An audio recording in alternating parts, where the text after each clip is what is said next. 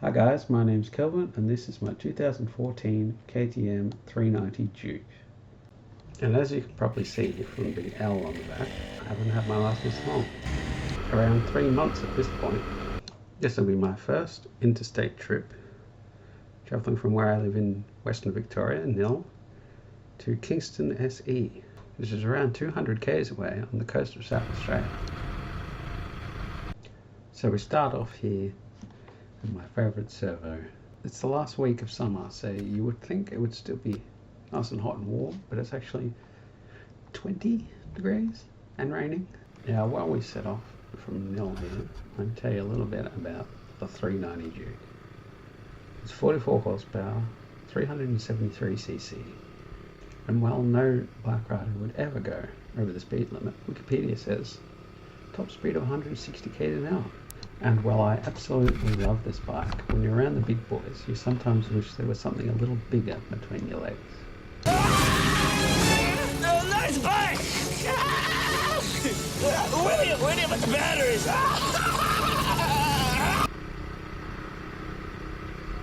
The road to Carnarvon is not too interesting.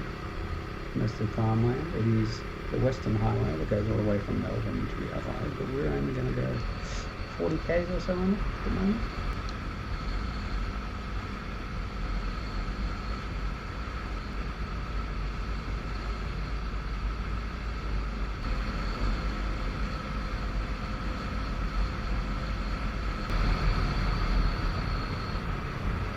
So this is Carnarvon, a couple of shops, a couple of pubs, a single servo that the community had to band together and buy, otherwise they'd have to drive the 80k round trip to Nhill to fill up.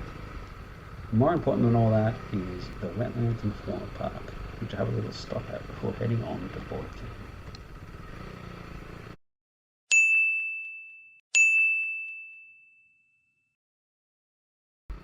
Carnarvon to Bordertown is much the same as the trip between Nhill and Carnarvon. It's around the same distance, 43 k's, and there's not much to see other than paddocks full of sheep and wheat. The main attraction on this leg of the trip is the border between Victoria and South Australia. Although attraction might be too strong of a word because it's mainly just a rest stop and a shop selling almonds. Bordertown ironically isn't on the border, another 10 minutes or so west. I imagine their town meetings go something like this. We should take Bikini Bottom and push it somewhere else! This is where we leave the Western Highway, now called the Duke's Highway once we cross the border, and head into the centre of Bordertown for a quick stop at the rest area here. And then we're off on the last leg of our trip, the 110 k's or so, straight to Kingston.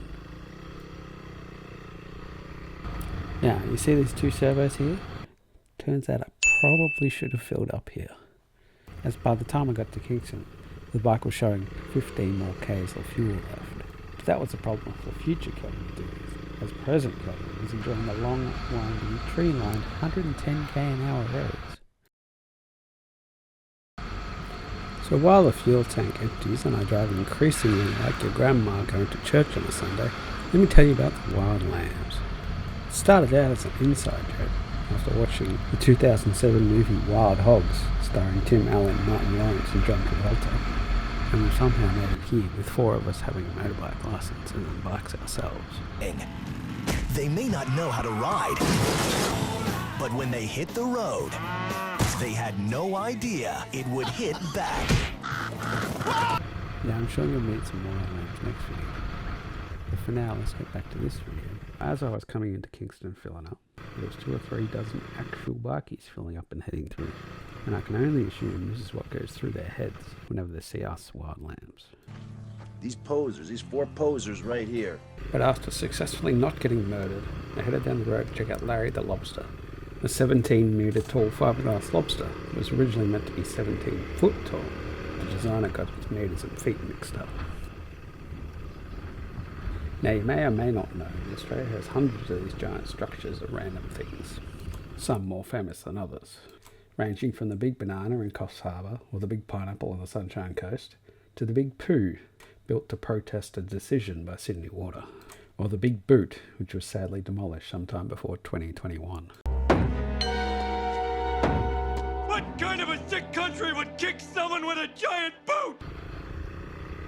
But after visiting Larry the Lobster, it was time to annoy some old folks. My old folks, in fact. And where do you find old people? Playing lawn bowls, of course.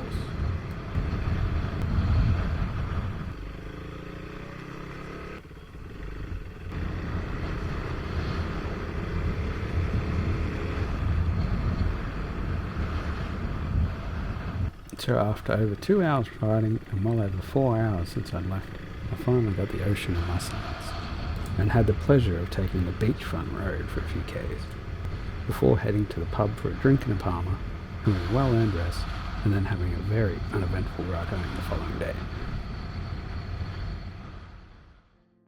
But that's the end of this adventure, but tune in to the next video where I'm sure we'll meet some other wild lambs, and thanks for watching.